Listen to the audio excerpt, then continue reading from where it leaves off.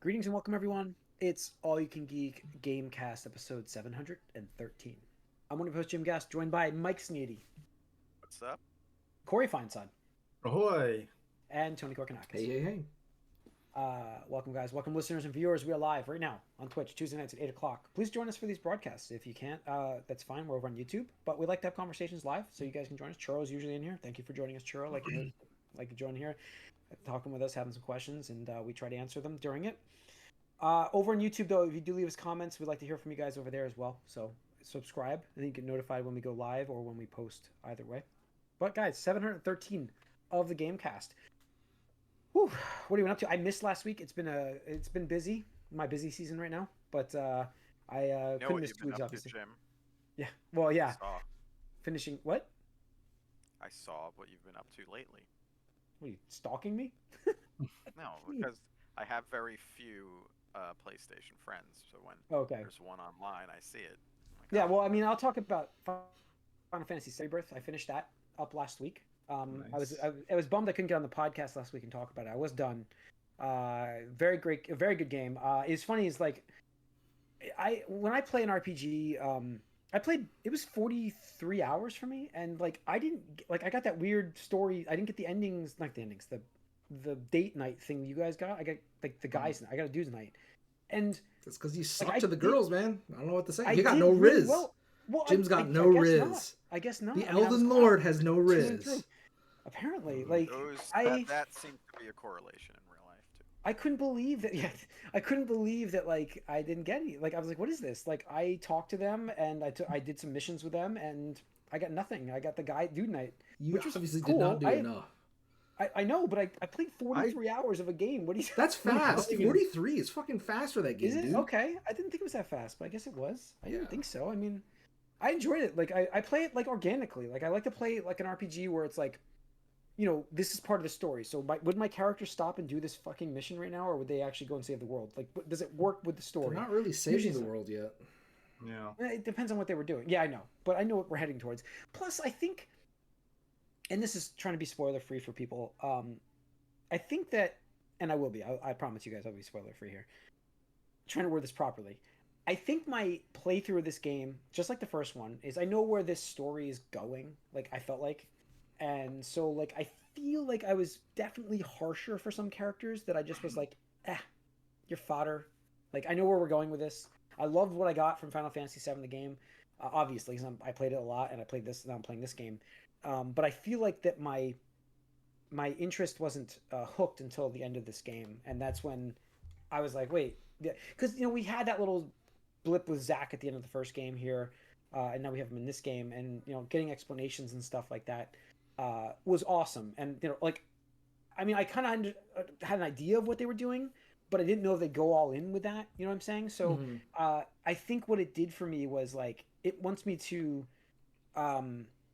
I want to come back in. I'm going to go back into this world when I'm done with some games this year. I'm going to come back in and play more because I think it makes me want to play more, because I feel like my closed loop like vision is tough to describe, but it's just like I wanted to play it to see what story they're going to try to tell me, and now that I know, I'm like, man, I want to expand this even more, because now I'm like, okay, they're giving me something. They are giving me something different, in my opinion. So, like I was writing you guys on Discord how like I got like completely holy shit, like there was just like this feeling of failure has been with me since I was in my video game history. The first time I failed I look at it as a failure, was the death of Aerith in the game in Final Fantasy VII.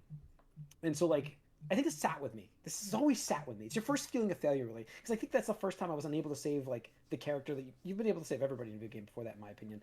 I was trying to think of other games where I didn't, but I didn't think I played them. Yeah, characters and died so in like other games. I know, but I'm trying to think of when. I'm like, I don't know. Like, I can save these characters, but like, that Final was the first Fantasy one where IV? like, nope, Final nope, Fantasy can't save. 6. Yeah, 6. You're right. That's not Chrono quite Trigger. accurate. Yeah, I don't think I had played Chrono Trigger at that point. So, but yeah, I mean, there were some deaths, I guess, but nothing as impactful as that. So I was like, But then like, play this game and to have that renewed, that feeling back, and you're like, No, I mean, I understand. Like, I can understand your point of view. I'm still, for those, you know, I mentioned on the podcast, but like, well, I got spoiled on that part. because my friend had the official fucking strategy guide for the game. So I'm checking out, just like trying to like just flip through it and stuff like that.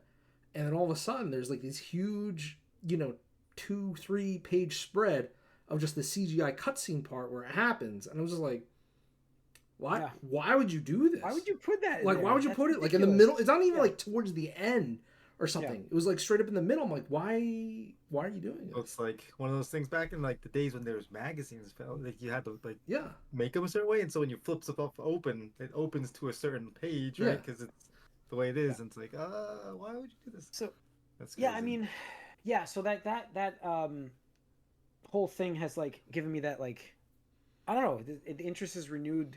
It's like watching a movie, like a prequel. Like, when you watch a prequel and you kind of know where you're going with the story clearly. So you're like, I like the movie. I do like a prequel, but it doesn't have that same impact. Mm-hmm. That's what these games were doing for me until the ending for me.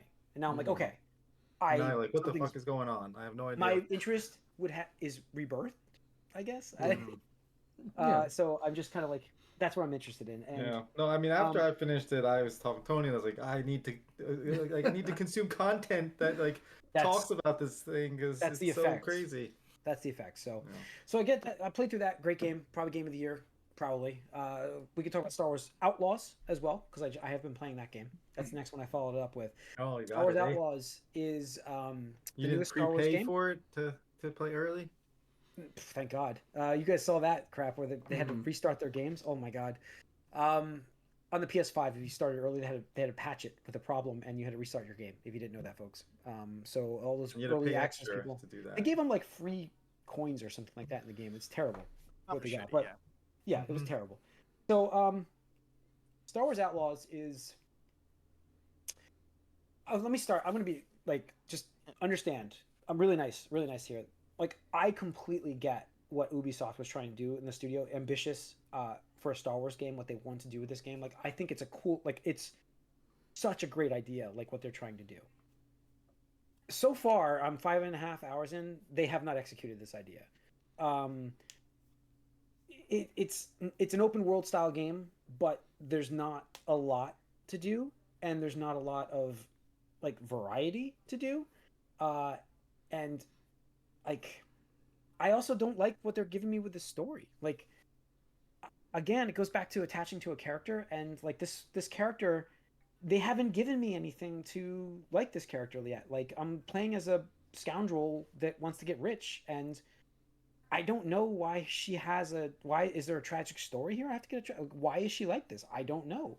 And I feel like they're trying to do the fill-in story part, but they're not feeding you enough to get it. Like, it's just because it's an open world game, you may not get to that next part of the story for a while, and you're like, you know what I mean? Like, I just feel like it's a cool idea, and I was thinking like maybe this would work awesomely with like Jedi Survivor, for instance. But then Jedi Survivor did the same idea, right? Where they unlocked the story as we went, but it worked because you were on rails essentially. The story was a path. This is not a path because it's open world, so you may not get to that stuff right away. And I feel like. And when you do, like, I don't know, it's not been great. Something to be said about pacing and like how you and the combat, and the combat's super repetitive, like super repetitive. Every combat for the main story is stealth mission. You cannot fight anybody. You have to be stealthy. You have to. They lock you in, and then the next mission, the next half of that mission is you could be stealthy or fight them.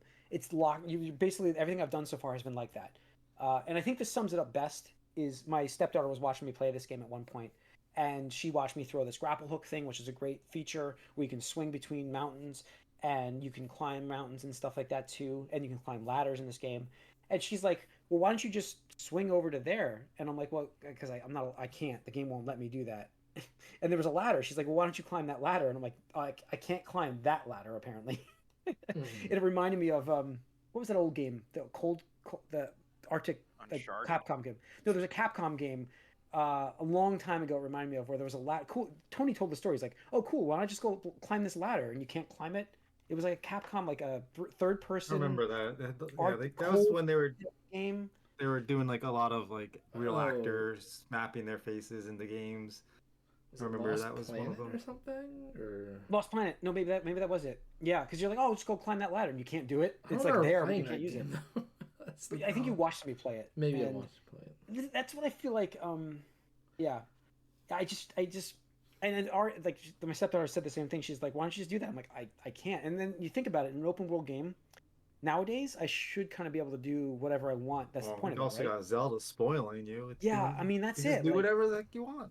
Like this game's like, there's nothing like it's getting 6s and 7s, I believe, and I think it's probably pretty accurate. Like it's not better than that, and it's not like horrible. It's not, because I get drawn back to it. I want to play a little more of it, but it's I want to play more of it. I do. I like, it keeps drawing me back, but I'm not that like hooked on the story. Yeah, it's not incredible. Like it's 100% not my game of the year. I'll guarantee you this right now. I'll just spoil that one right now. But that doesn't make it a bad game. It just makes it disappointing a little bit, and that's all. Yeah, I mean, I don't know. I find Ubisoft, generally the first game is like more of a proof of concept, right? Where it's like, hey, we can do this, right? And then it's the sequel where it's like, okay, they refined it. Problem with that though, Tony, this seems like it's following the path that many games have had before it, and they've been doing these same types of games for so long. I can't necessarily get behind. I understand the idea. It's like, oh, we'll just treat this as let's figure this out. But they've been figuring this out with Assassin's Creed for how long? That's what I was gonna say. Right, but this wasn't made by the Assassin's Creed team. But it's trying to be that. But you have trying to be that. But you have the people, like, I would assume the producers have experience. Was like, maybe we can. What studio even did it at Ubisoft? I think this is the Division people. Massive. Yeah. Massive. Yeah. This is 100. This is trying to be like an Assassin's Creed. Right? Didn't we talk about how the Division 1 was terrible and Division 2 was much better? Yeah, they did make a better sequel, didn't they? You're right. Mm-hmm. I mean, and look at Assassin's Creed to Assassin's Creed 2. Yeah. Assassin's Creed 2 is one of the best sequels of all time, I think. I mean, the problem with that is it's a high budget game because it's a Star Wars game, so you're already paying licensing fees, and it's like you gotta do well. And in this day and age, there's better offerings, and like, I'll complain about Grand Theft Auto. Like I joke about it.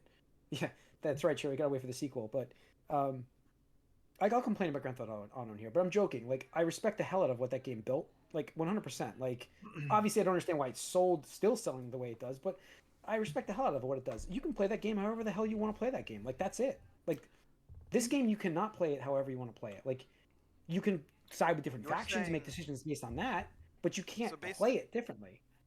You're saying for an open world game, it feels too linear, basically. Yes. And it's not linear enough because it's open world. But it's not giving me enough. So the story is not working because it's open world. It's in this like hybrid thing, and it's just like, I feel like trying to do something new, I guess. Then you know what it feels like. Right, Tony. That's what it was. I had this thought last week of what it felt like. It felt like, here's our concept of a game, and then the corporate were like, well, this is what we're gonna do, and then they kind of settled in the middle, which is cool. Nothing wrong with that, but it's, you know what I mean, like. But apparently there is something wrong with it. So. Since I'm on the fence about this, I've actually watched and read a few reviews, and it seems like the story doesn't pick up until the last third, and then it's good. Okay. You can't make games like that. You can't make games like that. It's because you just talked about Rebirth being that way for you. Or linear. Yeah. For me, yes. The story is fantastic by itself. We can't disagree with that. Like, it's fantastic for new adventurers. But you're right. I did say that. One of the aspects of the review I read, have you gotten to Tatooine yet? No, I have not gotten to there yet. So I'm on that's these. Where you get some characterization for the main character there. So, okay. I saw this clip of a hardcore Star Wars fan streaming it, and he's in Tatooine because Mike brought it up. And he was like, guys, I know exactly where I am right now. He's like, this is this street in XY movie. He's like naming, like, this is where the bantha was. Savants. Yeah, and he's like, I guarantee you guys, I can get to Mos Eisley Cantina without using my map, just by like navigating through the streets and stuff like that. And he did it, and I was just like, okay, if they went to that like detail, right, of faithfulness, then that's cool. Like, for the hardcore fans, not I'm gonna care or anything like that. But I was like, that's pretty cool. What I've seen is the worlds, the environments, and the vibes are actually very good, as far as feeling like the environment has immersive. been, Yeah. yeah, the environment, like that first area when you go to meet, like you get to meet all the factions essentially on the first world. You're like, this is really cool. All the corruption, like right in the, I'll spoil, like not spoil the story, but I'll spoil, like in the beginning. There's this guy who's waiting at the entryway, and you can talk to him, and he's like, hey, I'll give you this VIP access card so you can go see the the leader for 50 credits. And like you can give him 50 credits and you go to use it and it's bogus. You didn't have to do that. It's completely, you could have just avoided him entirely. But I gave him 50 credits, and I was out. You go to give the guy, the bartender, the VIP access to, like, they laugh at you like, wow, you got taken. And you go back and the guy's gone. So it's awesome. It's really cool to have that little aspect of things. Mm-hmm. But like overall, I feel like they should give me more story. If they're going to do an open world, I think we should have had more of an intro to the character rather than just, you watch this intro to the game, which doesn't have anything to do with the character at that point, and then you just jump into the character waking up and you play the game, and her story It's unfolds. open world immediately. There's no like. No, it's closed in the beginning. It's the first world is open world, yes. So like the second you get out of the first encounter, um, which I thought they were going to make it bigger than they were going to do with the story, but the story didn't take off. They had an opportunity to take the story off there, and they didn't do it. And I was like, okay, well, I don't know what they're doing with this thing, because I thought that's what I figured out they were going to do, and they didn't. But then you go on to a planet, you crash onto a planet, and that's kind of where the game kind of starts in the open world. So, but yeah, that's pretty much it for me. So, Corey? Well, I was talking last week about wanting to do more looting, shooting, looting type of stuff games. So I was playing Outriders before, and then my buddy was playing Diablo, so I started playing Diablo with him, and I it's still a fun, really fun game. I didn't say it There was wasn't just fun. like Just it shaking my head. ran out of it just ran out of stuff to do, and starting over and like not knowing anything again for like because it's been so long was a lot of fun. So I've been having fun with that, and it sounds like they're redoing the entire game completely. Like they just did a Yeah. huge. Blizzard always does. It's like, Mhm. we're Yeah. gonna redo Well, that's what everything. and it was fine. It was like it was in a good place. I think they finally got it to where like, hey, this is a good game on its own. But they're reworking everything, and they're gonna be bringing in new stuff for the expansion, obviously, and then they're gonna bring words back from Diablo 2, and they're gonna redo the loot, so it's gonna be more like intuitive instead of numbers just keep going up and up and up and up. So they're gonna make it easier to comprehend what's happening, and instead of like you have sacreds and ancestrals and mythic, like, all that stuff is gonna get condensed, so it's gonna be easier to understand. So See, we'll see. Actually looking forward to it more so than I was before because I was not looking forward to it at all. But now that I've been playing it, I am pretty excited to see what Vessel Hate does when we update. So it's hard for me because like, and I was talking with my brother about this because he's playing WoW and he's like talking about picking up Diablo 2, but he's like he talked himself out of it. But for me, I mean, Diablo is one of those atmospheric games where like the first game has a very specific mood. Like it's aiming at like a gothic horror. Like, hey, you're a traveler and you show up to this town to help them, and what you sign up for is not what you're getting right now. Like you're getting way more than you bargained for. And you slowly descend through the chapel into eventually hell, and that's cool. That's atmospheric, and you're like, oh shit, like the devil himself is down here. And Diablo 2 had a little bit of that same vibe, but like starting with 3, I was just like, what are we doing?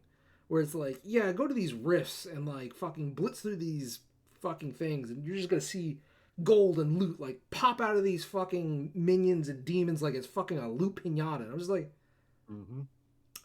I get it, right? Because at the end of the day, it is like you want loot for your character, It's the but it's grab, like yeah. It's the for cycle. me, it took something away from the experience. So I'm just like, I don't even care. Like, I'm not moved. Like, I'm not immersed in the setting of the world anymore. I'm just like, yeah, I'm just click until oh, is that a gold or an orange or whatever the fucking best color is these days? It's like, no shit. All right, reset, do it again. And it's like, all right, and it was like that. Just I don't know, detracted from that experience for me too much. Like, it's fine in other games, but I'm just Yeah, I like, think the first, like you were saying, the first two games were much more story. Not that there's no story or anything, but that doesn't matter. It just got blown up. Like now, yeah, it's like heaven and hell are in this battle, this this never-ending eternal battle, battle. and then you're getting stuck in the middle of it, and you're getting teleported all over the place, and that is kind of what's happening. That was definitely what's happening in 3, and I think in as well, and yeah, and in 4 they're kind of trying to pull that back a little bit, but apparently they showed off in their campfire chat one of the new items, and it has like extra damage to angels, and there are no angels in Diablo 4 currently, but Yeah, that's they're probably going to be introducing them to in the Vessel of Hate. So yeah, we're gonna get that eternal battle coming back, I think here. But no, I mean I like the loop that No, I know you and did. That's great for you. and I'm that's just like, but there's yeah. so many loot things now. Like what? Mhm. Like I would Yeah. love personally for Diablo to go back to its roots, but I know that's not going to happen. Yeah, no, not especially now. Not with No, Microsoft definitely being not. the parent. They're just gonna try to pump as much out of this as they can to get the money. But yeah, for what it is, and the Steam Deck is such a great place to play it. Actually, it works so well on Steam Deck. So Got it. Cool. All right, Mike. I am still playing Kingdom Come Deliverance, which I mentioned last week. that was $3 on Steam the other day. I was like, oh Yeah, it was yeah. $4 for me via Game Pass with the DLC. Which this game is meaty though. It's there's a lot. It's basically Skyrim without magic, and a more detailed, in-depth sort of. Actually, everything. I think it's more detailed and in-depth, other than the number of things you can pick up. So yeah, I'm pretty hooked. I've put 40 hours in already in 2 weeks, but there's so much left to do. Um, it's interesting because it's AA team. This was actually Kickstarter funded originally, I believe. The game is big, very long, fully voiced, everything. It's from 2018, I believe, and the sequel is coming soon, which is probably why they have this discounted everywhere. They want everyone to get in, get this one, and then before the sequel coming in February. No, I like it. It's sometimes frustrating because combat is hard and clunky, and you suck. Your character sucks at everything. Like I said, you gotta learn everything very gradually. But because of that, like literally in game, you gotta do stuff over and over to get better at it, to get levels. But no, you got treasure maps, you got horse races, you can play a dice game. You have that whole almost you can kill most characters. You can pickpocket.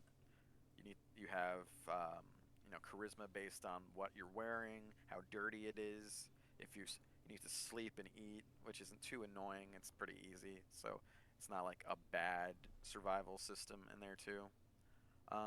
And yeah, there's story. There's a fair amount of stuff going on and side There's a story? content. Yeah, Wow. it's big. No, I mean, well, listen. When I play a AA game, I don't expect the story to be good or anything. Why But don't it's you pretty good. expect the story to be good just because it's double A? Because that's my experience. I played Greedfall, and that story was. I played, Evil West, and that story was pretty bad, honestly. And so those are like similar, like big AA games I've played. This one, this is a AAA style story, I think. I, So. I don't think that the level of the game defines the story itself. I understand gameplay and like Well, graphics and stuff usually, but I never put story on AAA level. Like I don't.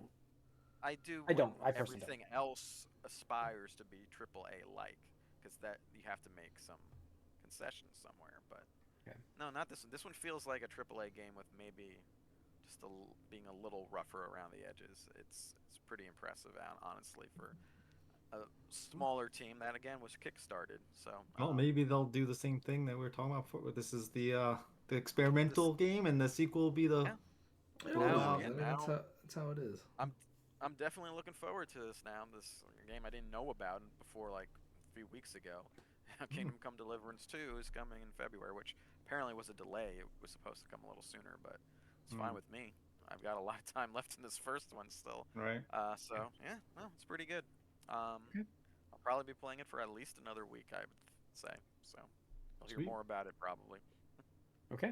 All right, Tony. Hmm. nothing new, but actually something old. So I told you guys I signed up for a month of that stupid Fortnite pass or whatever because I wanted. You could, if you time it, you can double dip. Where like you get the previous battle pass right before it ends, and you can get the new one if you time it. So I was like, I'll double dip. That's fine. But along with the battle pass, you actually get. And I haven't played Rocket League in years, but apparently Rocket League now, because they're owned by Epic, has their own version of a battle pass. And you get it as part of this, I don't know, Fortnite crew, I think is what they call it or something like that. So I was like, oh, you know what? I'll install Rocket League, right? It's been a while. Oh boy. You know, I'll see how that goes and stuff like that. And that game has changed quite a bit since last I had it. And I mean, not the core gameplay is still the same. But like there's so much more for the customizations of the car. You can now get like skins for like when you make a goal or you know other stuff, and I'm just like, I don't remember that being in the game. That's crazy and stuff like that. So it was kind of fun. I played maybe like, I don't know, 10, 15 matches and stuff like that, and You did a standard threes. yeah, standard threes. I won a decent amount, and I forgot how good it feels to get a goal in that game because like you just feel awesome. And there's been like some times where it's just like you're like, you know, I'll just hit the ball, and then like it just goes into the goal, and you're like, holy shit, like, you know, and they make you play the replay. Oh, and that's one other cool thing I think they did for customization. Whoever makes the goal, you can set your own custom song from the in-game soundtrack now. So like during the replay, it plays whatever song you want it to and stuff like that. So I was like, that's pretty cool. People are still kind of toxic. Oh, absolutely. Like It's part of that game. my teammate kept saying sorry, and I'm just like, why are you spamming sorry? We're winning, and like you didn't do anything. So like I don't. Maybe that's why he was sorry because he didn't do anything. I don't know. Also, like Stroh was saying, there's other modes too that make it different. Yeah, there's a lot of more casual modes. Yeah, there's more casual. So like the summer seasonal thing was actually a 2v2 mode, but instead of the standard ball, it's a beach volleyball or a beach ball kind of thing. So it has completely different physics than the normal ball, but you're playing Rocket League. So that was like kind of crazy. It was really funny and stuff like that. I gave that a shot. But then I went back to Fortnite because there are certain things that if you unlock in Rocket League, it just transfers over. You can equip certain cars and car parts to your car in Fortnite. And I was checking out like daily quests and stuff like that for additional customizations. They have a racing mode straight up in Fortnite where you just like race with I think 11 other players or something like that. And I'm just like, what? Like there's a racing game? Like it is crazy. Like it is like literally crazy because it is pretty decent actually. I gotta admit, like I wouldn't call it like F-Zero exactly, but like it's kind of close in that you can like grip onto walls and the ceiling and stuff like that, and you got to do what is it, the slides or the drastic turns to get your boost up and stuff like that. So it was actually pretty fun. I'm not gonna lie, I was like, oh, I didn't even know this thing existed. So that was pretty cool. And like they have festival mode, which is like the rock band or Guitar Hero music, whatever. Yeah. But I'm like, damn, like, okay, I get it now. Like, I get why Fortnite is still popular in 2024. And honestly, I think it's going to be like what... Evergreen. Yeah, an evergreen thing. And I think this is going to be what Zuckerberg wanted out of Meta. With like, oh, people can log in and do meetings virtually and stuff like that. No, these fucking kids are going to be logged in to fucking Fortnite for decades to come and... It's crazy is like all this was in Halo, right? All this was like Halo was doing with Forge, and it's like they only had the vision to like get this online like Epic did and to just run with it. Yeah, and I mean one thing I do commend them for is kind of like Netflix, where the content pipeline is just a well-oiled machine where it's like, you know, you play for a couple weeks and then they change up the meta. They're like, oh, here's new items. Some of the characters will be different. You know, there might even be new weapons and stuff like that. So it kind of like just keeps you coming back for more. And then one thing which I guess I was like kind of unsure about, but now it makes sense, where like they kind of gate certain sections of the battle pass off until certain dates because Otherwise, you're gonna have like these sweaty, people that like play for like a week or two straight, unlock all the things, and they don't log in for the rest of the period.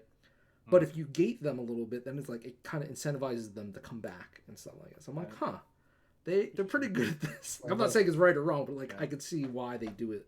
Yeah, and all the collabs that they're doing is just bringing in fans of other genres or other media to like try their thing out. And because if you don't like shooting games now, you got a racing game. If you want to just watch a music video, if you want to watch a trailer, if you want to watch a press conference, you can do that. Exactly. Like last year, Lego Fortnite was really good. So the one thing I have yet to try, but I probably will do it, is the Save the World mode, which I guess is closer to the original intent of the game, because apparently it was like a zombie defense game or something like that. Right. It's supposed to be like a survival. Yeah, survival thing. Yeah. So for that you have to pay. So I might do that. Just be like, whatever. I'll just try it. But, props to you gotta pay the people that make the content that you enjoy. Yep. So otherwise, they don't make it with your wallet. Yeah. All right. It's funny though. I just thinking of Diablo, the pre-order. If you pre-order through BattleNet, they give you a month of Game Pass Ultimate. But if you do it through Steam, nope, nothing. For you get nothing. Of course. All right. Let's get in some news. Let's continue the news from the MovieCast side with Remedy and Annapurna. So the news came out this week that they finally announced some news for Control 2.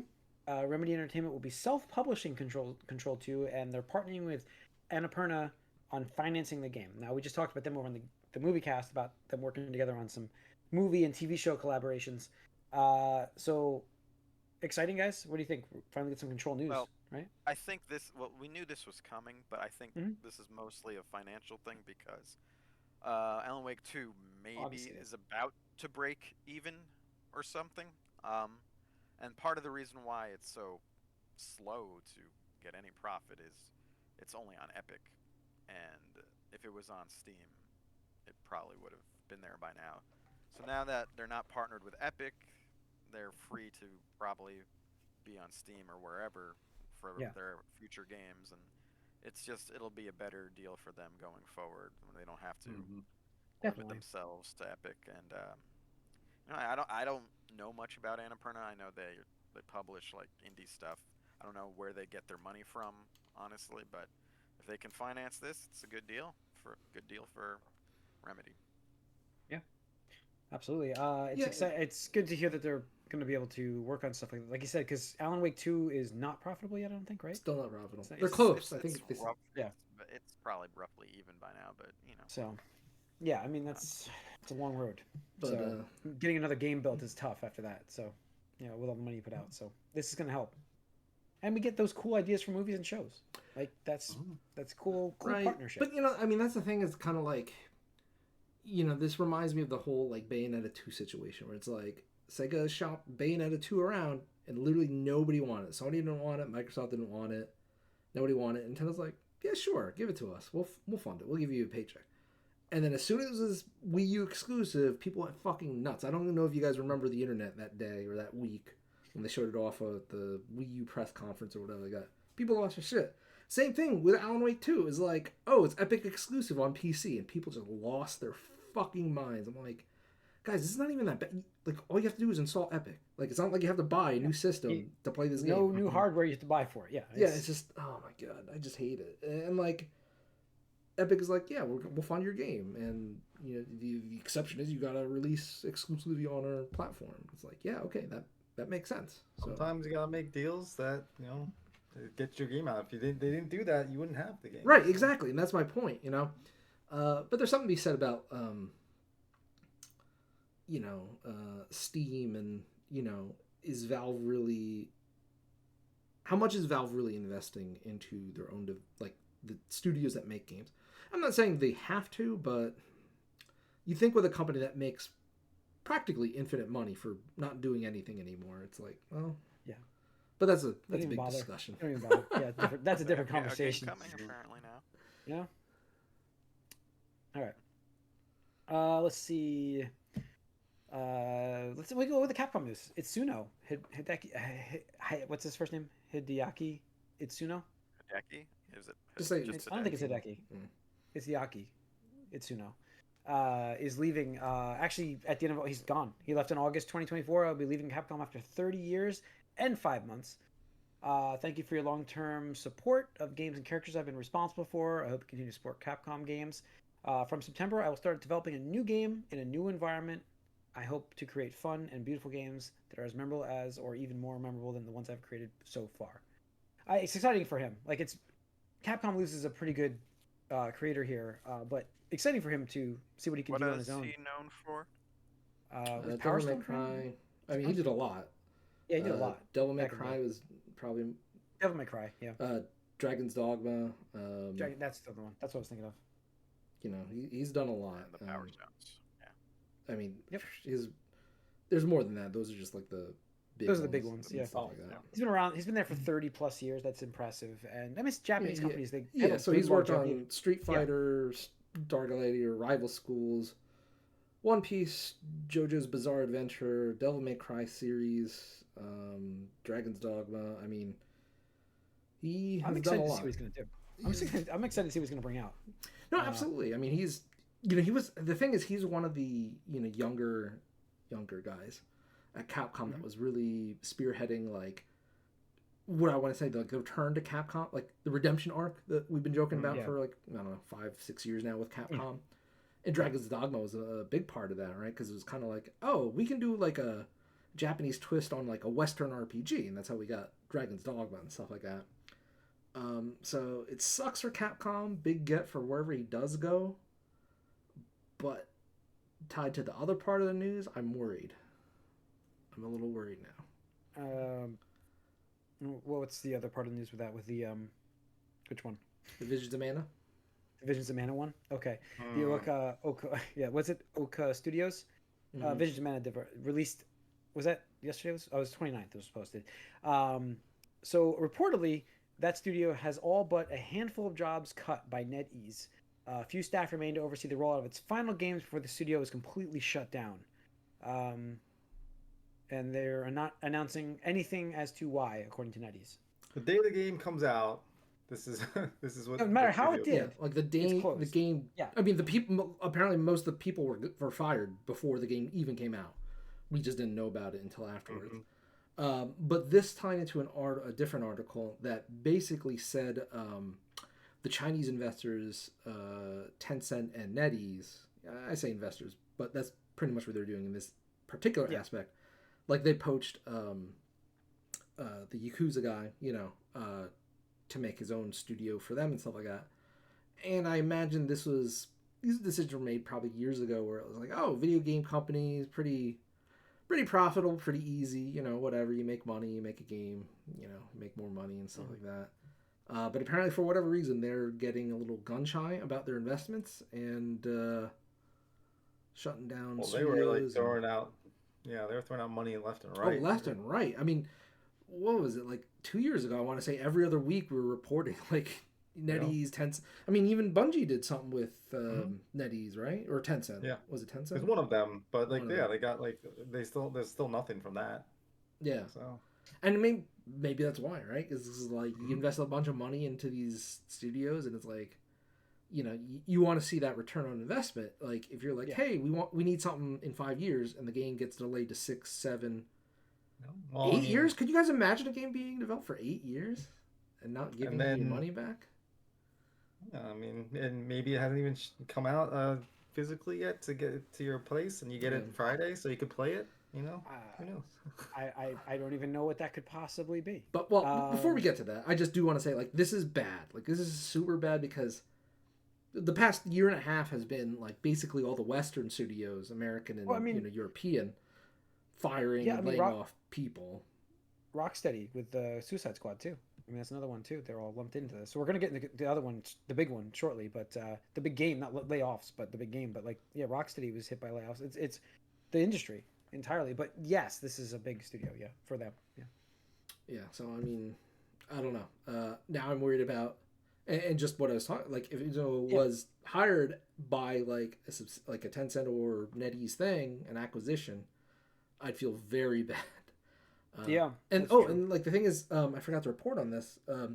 When Tango Studios was picked up by that other company, Yeah. Apparently it was too late, and they could only sign on like half the people back because half the other people just either got Well, a they new needed to job or move whatever. on. I mean, yeah. Absolutely, They and can't this is just what cut I'm talking around. about. Every single time a layoff happens, like, and Tango got picked up real quick. I mean, that was what, a couple months, right, since Yeah. Yeah. they got closed off, Yeah. and people already moved on. So like, you know, anytime a studio closes like this or there's mass layoffs, like, the magic is gone.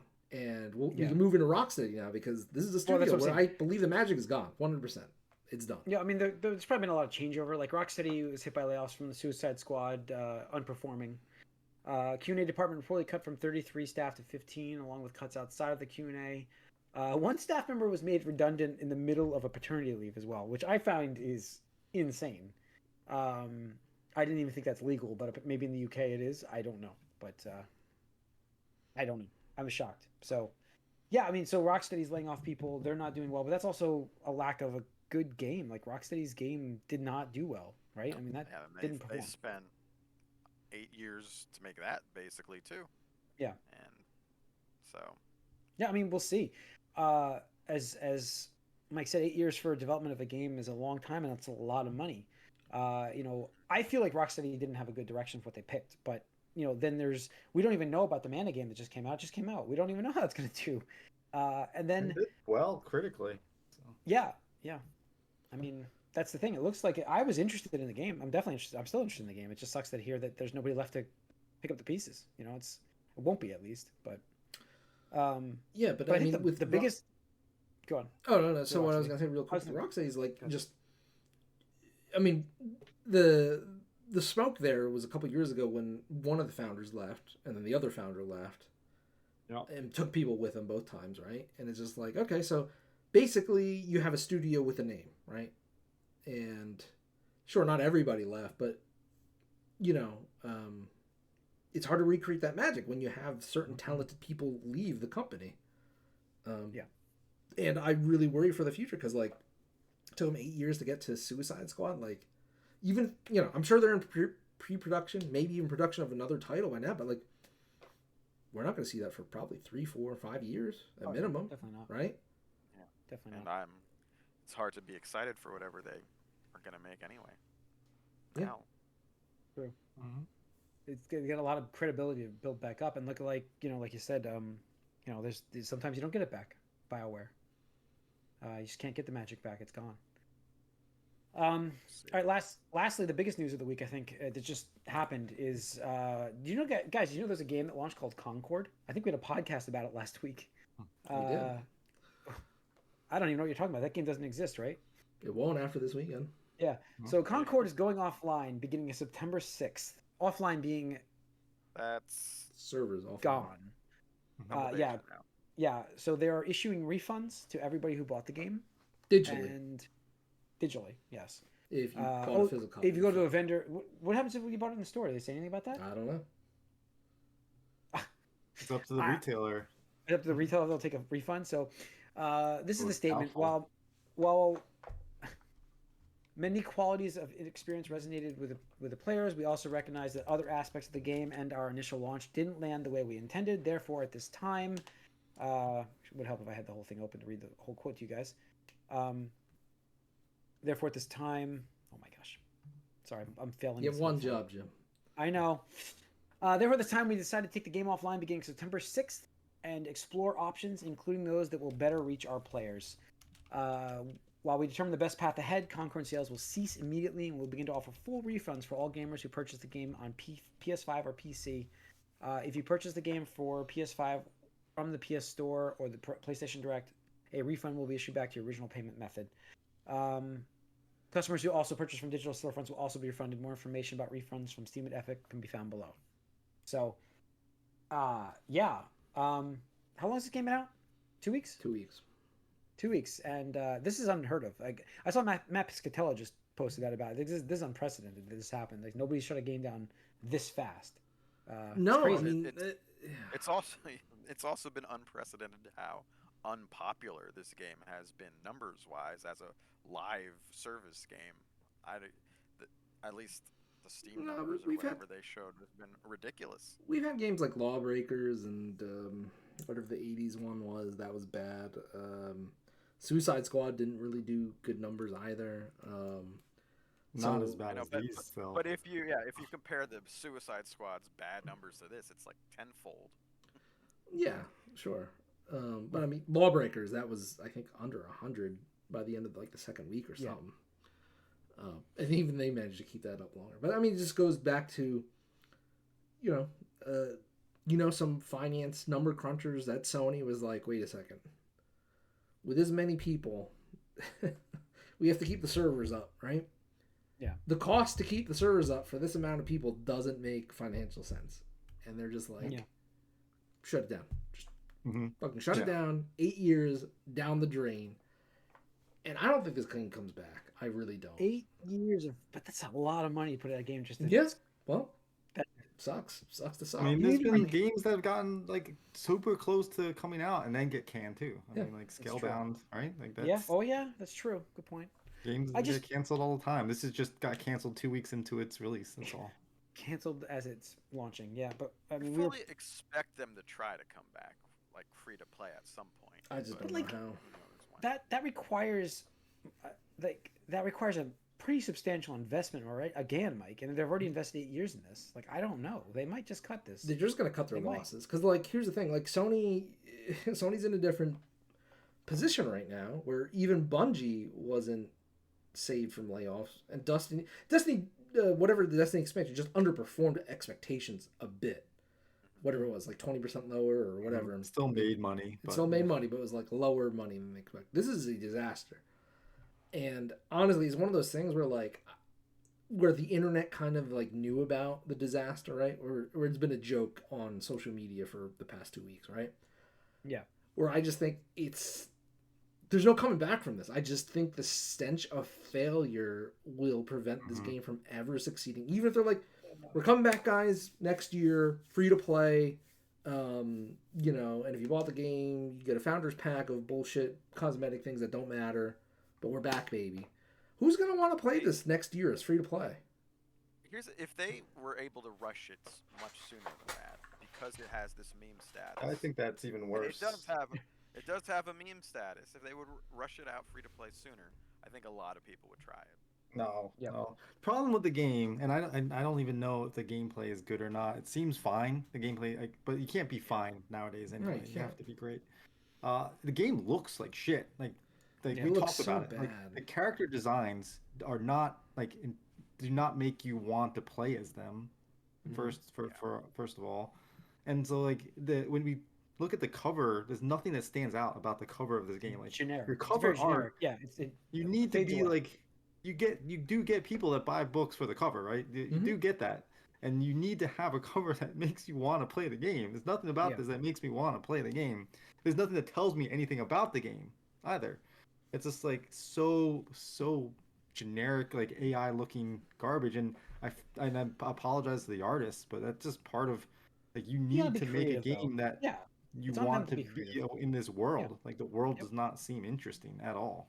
Absolutely. No, I mean, Like yeah, the characters in right. Overwatch were so like you had characters that just like popped and like you were like, oh, I want to learn more about these characters, and they Mhm. were interesting looking and like they were unique and everything. These characters don't look unique. Like they look out like weird and outrageous, but they're not unique. They're not like their own thing. What they all rem- look Yeah. like cookie cutter things. What they from remind the me of outside.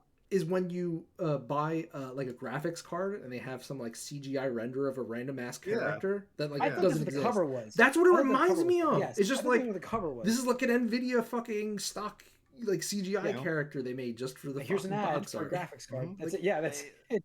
That's it. They have this same sort of vibe that the Avengers game, like characters did. No, it's in a way worse. where- No, It's I so think it's worse. more generic than that. It's There's so more. worse. Avengers are Just- still iconic characters. Like, They're no matter how recognizable. bad they Yeah. look. Yeah. I know, but that was to their advantage.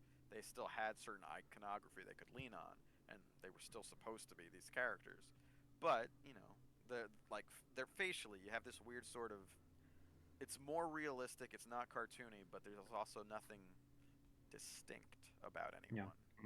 Yeah, I just feel like these characters are just such a miss as far as trying to stand out and be unique. No, it Any is. I hero looked up shooter- every single character after last week's podcast. I was like, there's got to be one design, right? There's like maybe even marketing just didn't pick up on the one design where it's like, yeah, this is a hot character. Let's just market Where's that. that quiet? really- We need a quiet in this game. They really like showing off the orange Jandu. That Yeah. seems to be the one that they. Yeah, that's what I mean. It's like you need somebody that stands out. Like I said, like just keep going back to Overwatch or even League of Legends. So you have characters that are iconic, and like you can pick them out. And like these are characters that are unique and interesting. You know, like it's like Tracer is such a great mascot for Overwatch, and then you have Reaper, who's completely different, but then fits in that world. And then you have Reinhardt, who's this big. It's just like iconic characters. And then you have like the Mercies and the Pharahs we've talked about last week. Yeah, It's like, Diva. Yeah. like it's Yeah. such They're- so. yeah. Ugh, There's you don't there's have- memorable characters and not Yeah, fade to and- obscurity. And at the end of the day, when you're playing a video game, it's visual stimulation. You want to see cool stuff happen because of the buttons you press. But if none of the things are cool enough to even look at to begin with, then what are you doing? Yeah. Or memorable enough. Memorable enough. That's the problem. It's just Yeah. not. It's not impactful enough to remember. So Yeah, and God, like, I don't want to like shit on people's work that obviously have worked on this for 8 years, because clearly hundreds of people worked on this game over the years. But like, at some point, I don't know if they realize like, hey, we need to course correct, right? Because like, and I've said this again and again, like, by the time you like a game comes out and is a hit, and I'll reference Overwatch because it's exactly what we're talking about right now. It's like, oh, Overwatch came out and took the world by storm, right? It's like, oh shit, this game is good. People want to do hero shooter. Okay, all right, we need our own hero shooter, right? And everybody came up with their own hero shooter. I mean, fuck, Overwatch even killed Epic's fucking hero shooter. What was it? Paragon or no? is that the one? No, I don't think that was dead. That did get killed. No, though. what that was it? first?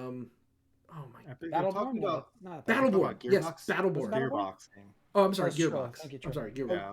Gearbox. That's why I was like, not Epic. Yeah, like Overwatch came out and just killed Battleborn. Like Battleborn had zero chance at all. But anyway, by the time like Sony's like, oh shit, why don't we have our own hero shooter, right? It's like, all right, start making a hero shooter. You're like probably a year, right, before that decision was made, because they wanted to see the numbers, make sure it was sustainable, that people weren't going to drop it, and it was going to be like a flavor of the month kind of thing. So now it's like, oh, so you're going to develop this game for 5 years, right? That's probably their expectation. And it's like, yeah, we'll be late to the market. But it's like, oh, well, delay after delay after delay. Now you're up to 8 years. Yeah. You have major players in the franchise that are already, like, established. You're not going to pull people away from fucking Overwatch 2 now to play this piece of shit game. I mean, Apex Legends, Fortnite, like, again, iconic visuals. Crazy. Oh, and also Marvel Rivals on the horizon, where everyone loves the designs Yeah. that they chose for these already iconic characters. So that's, this whole team should just join NetEase. Yeah, maybe not a good idea, but they should just go join them, work for them. But I mean, that's what I'm talking about. Is like, so now if you're Sony, right, you spent 8 years of development money. You're talking about hundreds of millions of dollars. I mean, take what, 100 to 200 developers, make we'll just say 100,000 per employee. That's probably lowballing it, plus rent. Just you're talking hundreds of millions of dollars, and off the offshoot chance, you're like, what could we do if it was free to play in a year? Is you're like, nah, like, just move those, either fire those people or, and I'm saying, I'm not encouraging this, but this is what I expect Sony's thought process to be, where they're like, no, we're going to fire a bunch of you and we're going to shuffle the rest of you onto different studios to work on different games, right? Because unfortunately, I just think that's the reality where Sony is right now, and Yeah. I don't wonder if they think did a Borderlands and just like cell shaded every character in map and made it. Sure, that Them would done have that. been fucking better than this. Like, it's so Stylish, man. bland looking, dude. I do I wonder know. if they did this. Even this would have worked more with a free to play instead of a $40 game, but Probably. the default. But the money skins that's are involved in it are so yeah. ugly that they wanted you to very incentivize to buy premium skins because the default is so ugly. That might have No. been their strategy. I don't know. Make it more interesting to start though. But I mean, like, even in the beta, like, I didn't hear anybody talk about it positively, and that was free, I believe. Like, I don't think it was a pre-order bonus or anything like that. But I don't remember anybody talking positively. There was no buzz about this game prior at to all. launch. And it's funny because, like, I think it was Wario 64, every time a PlayStation game has come out, like a major one, and they release a controller alongside of it, and you're seeing it with Astrobot right now, the controller sells out, and it's ridiculous. Like, it's scalped the shit on eBay and stuff like that. Where it's like, oh, this $80 retail Astrobot controller is going for like twice that much on eBay because people just can't, they're not making enough. You can't find it. So yeah. But where 64 is like, hey, Concord controller still available, guys, like for retail. And it's just like not even a controller, like not even a controller could fucking sell out. Like, man, and the controller's nice looking. It is nice looking. It is. It's nice the best looking thing in the game. Yeah. Because there's no characters on it. Yeah, there's no characters. And then, so the final thing I want to say about this, I saw a clip where somebody is like, this is what is going on in the game right now. And the only reason people are doing it is so they can get the platinum before the game shuts down. And all people are doing is they're zoning in, they're entering a match. And I don't know what type of match it is, but I think it's like no respawns or something like that. And you just see all the people like just jump off the ledge and kill themselves. And it's like, match over, you know, you won or you lost, because everybody's doing on both sides of the thing, because you need to do a certain amount of things to get the platinum trophy. And that's the fastest way to do it, because you have until the fucking 6th to do this. Wow. I mean, it's going to be a pretty rare trophy. Yeah, it is going to be a very rare trophy. It will be. So I do want to say one thing before we go, though, because you didn't put it in the news, Jim. But PAX West happened. Oh, that's right. And there was a Gearbox panel, and they do talk about Borderlands 4 in it. But you I were complaining posted so on much Discord. I was like at work. I was like, I'm gonna tune into this because I have to. It's Gearbox, and they're doing a main panel. They're gonna talk about the new Borderlands game, and lo and behold, Randy Pitchford couldn't make it. Yeah, he couldn't make the panel. He was sick, guys. Oh no! So then they had to like rework their entire panel. And the first thing that happens is they come out and say, all right, so Randy Pitchford can't make it. Normally we get a magic show here, a magic trick, but we're just going to go right into the games, guys. And so they bring out the Risk of Rain guy. And you could tell he was so nervous and like super like awkward, because he probably was not ready to be like the first thing up. And people just started booing as soon as he comes out. And the chat is just all just freaking fix your game, fix your game, fix your game. It's like all you see in the chat. And he just comes out and he just starts stumbling over his entire like monologue. And I was like, oh my God, this guy, I feel so bad for him. Because he doesn't, he knows that, like, he knows this is not good. He's like, we're so excited for what's to come. There's going to be much more stuff. And we're listening. So it was bad. And so right after that, he's like, that was the first thing. So he went right into the games. And then they do like 30 minutes of some stupid ass bullshit, like where they do like these prize giveaways, and it was just the worst thing. I posted a picture on Discord where they do like a pin the tail on the donkey type of thing, where you have to like, but it's a skag from Borderlands, and it's like, oh, what are these different pieces of the anatomy of the skag? And one of the cue cards is butthole, right? And they put it on the picture, and they go, you're wrong. Skags don't have buttholes. Put it on the host. And so they put this thing on the hose. And like, this is the stupidest thing. And they spent like 30 minutes on this crap because they didn't know what they were just trying to fill time. It was so terrible. Rejected Attack of the Show skit or something. So was the entire point to just end on the Borderlands 4 announcement? Yeah. Mm-hmm.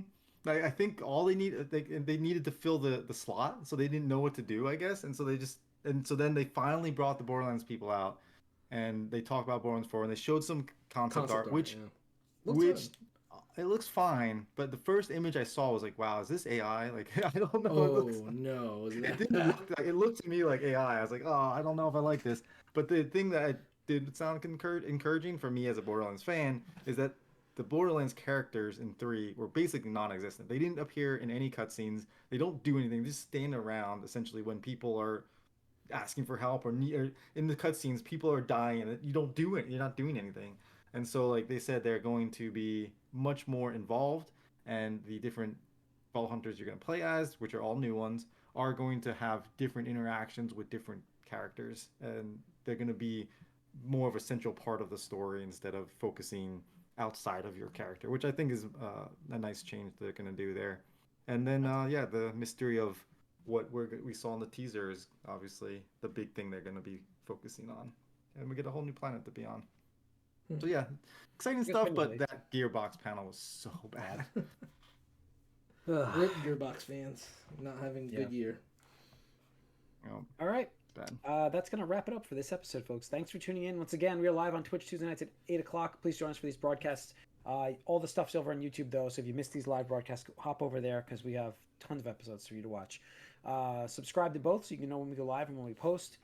We'll see you guys. We are out.